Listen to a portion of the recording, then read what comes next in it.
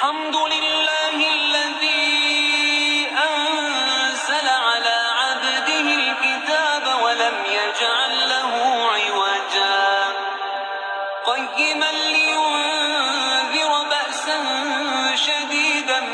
من لدنه ويبشر المؤمنين الذين يعملون الصالحات أن لهم أجرا حسنا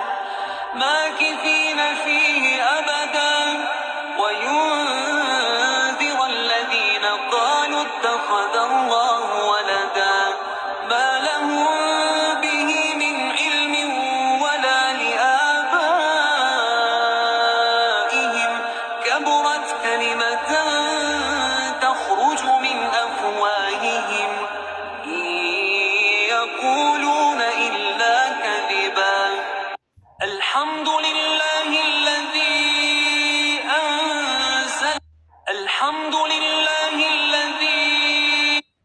ويبشر المؤمنين الذين يعملون الصالحات أن لهم أجرا حسنا